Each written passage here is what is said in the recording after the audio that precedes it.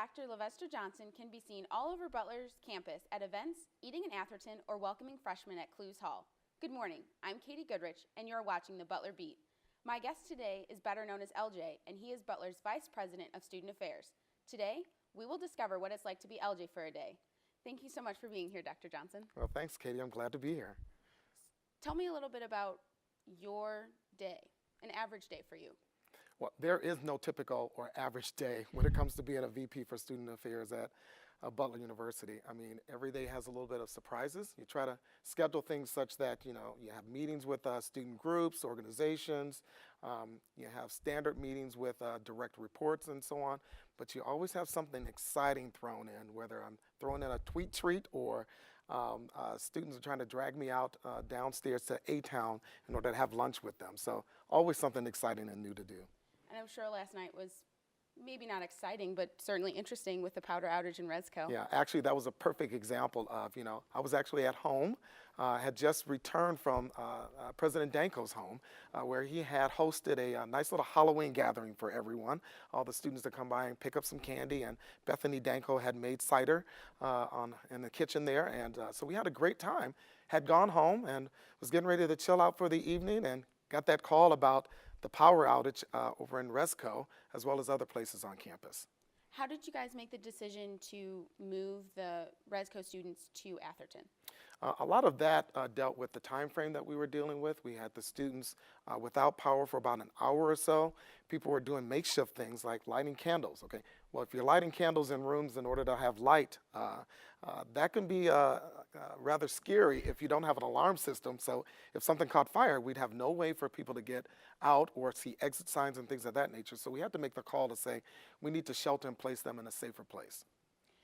Does the university have emergency procedures for instances like that? Absolutely, especially after what's happened on some college campuses, as well as some of the natural disasters that have happened in places like New Orleans and so forth, as it relates to hurricanes. So most institutions have direct and specific protocols for shelter and placing students during any type of power outage or natural disaster. What did you do with the students who got displaced to Atherton Union?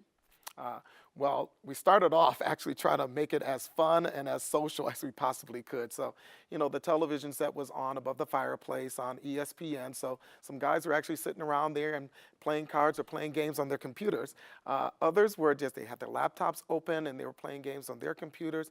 We brought food out, so we had fruit that was still left over from dinner. And then I had the bright idea that, maybe we should order pizza from Marco's. So we ordered about 20 pizzas and brought them in, and again, tried to keep things light for students, as we thought it was just going to take a couple of hours. Pizza's always a good idea to Food distract. is always a great idea, absolutely. Always a great idea. So how would you accommodate the students if the power wasn't restored? Again, what we would do is we would shelter and place them in the Atherton Union. Ultimately, as the time went on, we knew that we might have to place them there all night long. So we literally went on a Myers run, a late night Myers run, 24 hours, and cleaned them out, the one on the west side, cleaned them out of pillows and blankets and brought them back, and had a makeshift line of handing them out to students and asking them to go ahead and find a place within the Atherton Union to basically crash. And you know what? Butler students are absolutely fabulous. Their attitude was great. The only thing that we're concerned about, and rightfully so, is what about classes tomorrow? That's a typical Butler student, okay? And we assured them that we had made arrangements for making sure that faculty and staff and instructors on campus were going to be sensitive to their needs. Always a good idea. And the classes in all of Jordan Hall were canceled for today anyway, so unless they had classes somewhere else, they didn't have to go. Yeah, that's another example of you never know what's going to happen, because Jordan Hall, it started off where it was just the middle section of Jordan that we felt the power wasn't going to be able to come back on, and then that creeped into being the east end of Jordan Hall as well, and then the majority of Jordan Hall. So we had to make the call to say no classes on Friday. Had to go with the flow. Mm-hmm.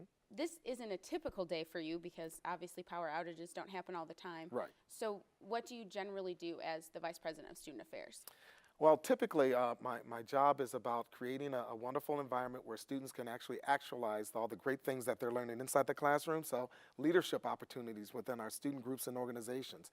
Many of our students come to Butler who have done great service work within their communities back at home. So, Butler students are all about community service here in Indianapolis, as well as during events like fall alternative break, spring alternative break. So, we get them out in the community to give back. So, providing those kind of opportunities so they have a connection to others, all right? And then one of the other fun things I do and that I'm responsible for is creating campus spirit. Really love the whole spirit aspect. One of the departments that reports the student affairs is band and spirit programs. So at one point I remember during my time frame here at Butler, students used to call me Dr. Fun. Loved that, was endeared to that, but I also like just being called LJ too. Speaking of actualizing what we learned in the classroom, you have 3 different degrees, so how do you use them in your job here at Butler? Okay. Well, the first comes from my undergraduate degree. It's actually in broadcasting. So sitting and doing So kind you of what feel you very do, comfortable I right feel now, very don't you? comfortable right now. So this is okay with me. And literally, when it comes to events like last night, what happened? Fox News was here on campus, and they popped into the cafeteria and said, "Hey, can we take some shots of some students, and can we get a couple of sound bites?" So I jumped into my undergraduate days and utilized the degree there.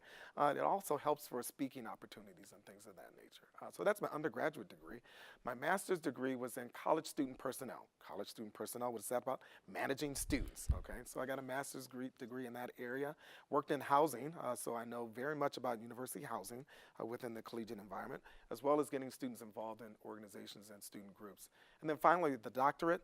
That's more of a strategic type of thing. So what is higher education is all about, all right? How do you manage and really run an institution of higher education? So I got a lot of knowledge and information from getting my doctorate in that sense. You sound like you know your stuff. You actively engage with all the students here on campus, especially through your Twitter feed. So what got you started with using social media to connect? It was not easy, let me tell you that. I was probably like most typical senior student affairs officers at around my age, where they're not all that comfortable with social media. All right, so you kind of dabble in. You get in, you create an account, as I did. So one of the students actually created a Twitter account for me, and I started creeping a little bit. They said that's where you start off, right? So you just watch and see what other people are doing. And I got this great idea and this bright idea. I said, you know what? The old model of the way deans of students and vice presidents for student affairs, they're about engaging and interacting with students. So if you're going to engage and interact with students, you got to be where they're at, okay? Back in the old days, it was just walking around campus, all right? Face-to-face type of interactions, all right? But you all and students are at a different place right now. So when I started then posting things and pictures of students and me engaging with students, the reaction and response, I was amazed about it, all right?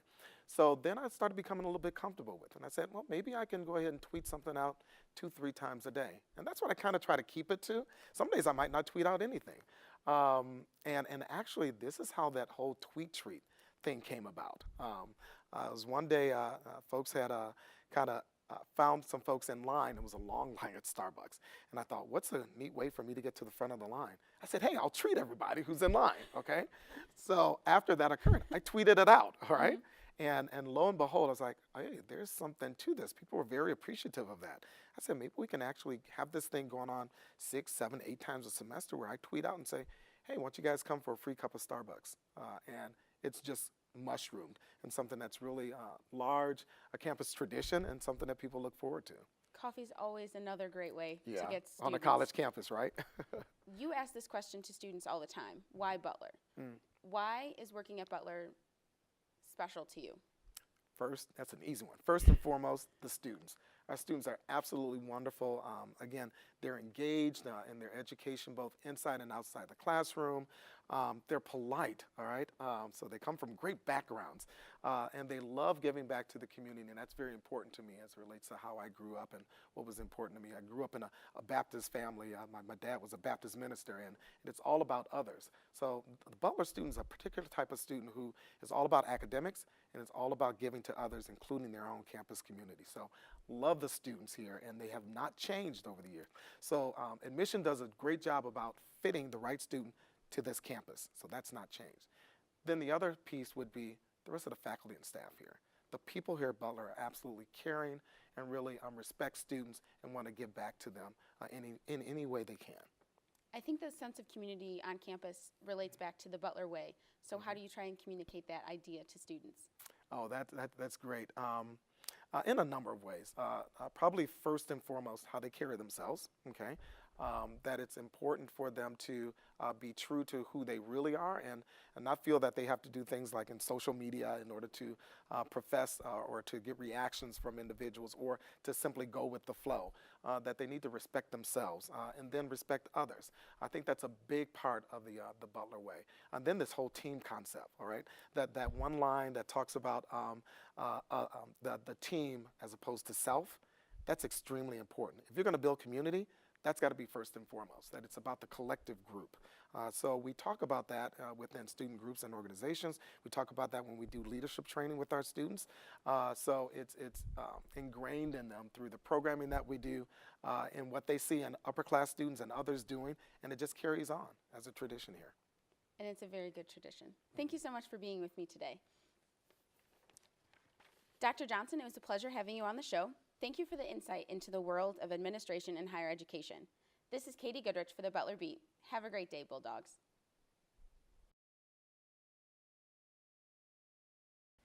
Hey Bulldogs, welcome back to the Butler Beat. I'm Kelsey Ralph. For 50 years, Clues Memorial Hall here at Butler has been home to many different arts and entertainment performances and speakers. Clues has been celebrating its 50th birthday with many special events. With me today is Clues Marketing Director, Josh Lingenfelter. Thanks for joining me this morning. Thanks for having me. Would you like to talk a little bit about your job as the marketing director at Clues? Sure. Yeah, what I do at Clues is I look at the programming, what performances we're going to bring into the hall, and then I work with the agents to figure out what the costs of those performances are going to be. I set ticket prices, and then I do all of the media and advertising to promote the shows. In addition to doing all of the majority of the design work that goes into that. So designing the TV spots and the print ads and that kind of thing. Great. Well, Clues is also known as Clues Memorial Hall of Butler University. So what do you think it means for Butler's campus to have such a famous venue right here? Well, a lot of people don't realize that even it is part of Butler. There's a lot of misconceptions in the community about that Clues is its own thing. We operate with a lot of autonomy. The university doesn't really control when it comes to the programming. They do have some advisement on it, but and that's by design to allow for us to have many different types of art. We are part of Butler University. We're all Butler University employees. When we were built in '63, there was nothing like it of its kind because it was a multi-purpose facility on a private university campus in the middle of a neighborhood, in the middle of a community. And so what that did was whenever we opened in Indianapolis, that created a touring circuit. So nowadays, whenever you see that there's a show that's in Columbus, Ohio, and then Indianapolis, and then Chicago, that had never happened before. That sort of spawned all of these theaters that started being built in Louisville and Columbus and Cincinnati and Chicago and so on. So Clues was the forefront of that. So it is a very big deal to have this, you know, when you open up your door from your dorm room and walk out on campus and see that those two giant towers, there's a lot of history there. Right. And how does Clues kind of make the ticket prices more appealing to college students or make college students want to attend the events? There's a couple of different things that we do, both in working with Student Government Association in trying to reduce the price of tickets for students. That's one component of it. The other component is because Dr. Lilly, Eli Lilly from Lilly and Company, had left a very large endowment, a large amount of money whenever he passed away to go specifically towards Clues Memorial Hall. And what that does is that allows us to apply that money towards our ticket prices so that instead of you guys paying $65 or $70 or $80 or $100 for a ticket, you only have to pay $20 or $25. So that's a great benefit that we can provide that we can't always do it, but anytime that we get the chance, we try to do. Right, okay. So you talked about how Clues has been revolutionary for Indianapolis and for the arts here. So how do you think Clues has had an impact on the Indianapolis community outside of Butler? I think you can look at a lot of the organizations that started here. I mean, when Clues was built, it was built for the symphony. So the Indianapolis Symphony Orchestra, that was their home. So 50% of the time it was the symphony. And it started to grow to the point, the amount of usage that Clues was needed for that wasn't the Indianapolis Symphony, community organizations, the opera, they all were needing it a lot more, and then for Butler groups as well. So that's why the ISO has a home downtown now, because the usage for Clues became so great. There's a lot of things that have been sort of, that have started at Clues that a lot of people don't even know about. Robert Irvine from Food Network, who does his live tour, his first ever show was at Clues, never played in a theater before. The Adam Lambert performance from the Glam Nation tour became his live concert DVD. Has shots of Butler on it and all that kind of stuff. So if you pick that up, that's all shot at Clues. The community at large has had the benefit of having a facility they can go to experience the arts. And we think that's probably the biggest impact. There are a number of people who their first experience with seeing a show was at Clues. Whenever you see the buses out in the parking lot, those are little school-aged kids who are coming to see shows, you know, so kindergartners and first graders. And the first time they ever get to go see a show in a theater, they see it at Clues. So what type of different performances are held at Clues? Because Clues is a multi-purpose facility, meaning that we can do everything from dance to Broadway shows to rock concerts to pop, we can do everything. We've done cooking shows, like I said. I don't know that there's really been anything that we haven't been able to do. A lot of people don't even realize a few years back, this is before all of your time, we even had an ice show, figure skating on stage. So Clues is able to do pretty much anything. So in your opinion, what do you think some of the performance highlights have been? I think there's a lot of them. I mean, we've had over 10,000 performances at Clues. Over 9 million people have sat in the seats and seen shows. We've had everybody from Jimmy Fallon, before Jimmy Fallon was really even well known. We've had Chris Rock, we've had George Carlin, we've had Counting Crows, Jason Mraz, Guster. You know, the list goes on and on and on. Ben Folds many times. The Fray actually opened for Ben Folds before anybody even knew who the Fray was. So a lot of artists get their start at Clues, and then you know, then they get really big, and then they come back. Why do you think Clues has experienced so much success over the last 50 years? It's because of the people. The people who work at Clues. You know, we have folks who have worked there for 25 plus years. They've experienced a lot of different things.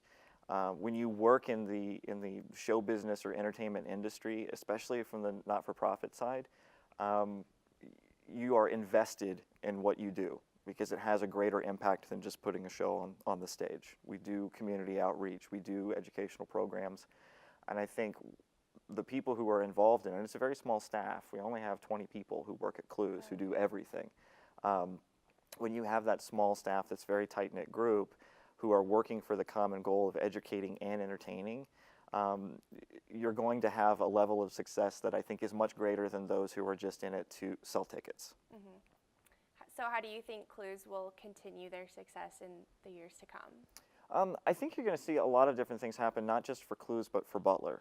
I think that there's going to be a lot more attention paid to the arts because it's a great doorway for the university, not even to the community, but for students as well. It's a wonderful way to get people to realize how great Butler is, because you drive on campus and you see the Schrott and you see Clues and realize that there are major stars performing there that you can get cheap or free tickets to. I think that that's only going to grow as we now have more than one facility. I think we're going to see a lot more of working with students on collaborations with artists, working with PBS on doing some documentaries from Clues and some specials from Clues, and I think that we're gonna do what we've always done, which is try to program some of the top talent in the country to come and play on our little campus. Great. Thank you, Josh, for joining me today. Clues Memorial Hall is a key venue for providing the city of Indianapolis, and especially Butler students, with a wide variety of arts and entertainment experiences. Congratulations to Clues for 50 successful years, and here's to many more. I'm Kelsey Ralph, and you're watching the Butler Beat.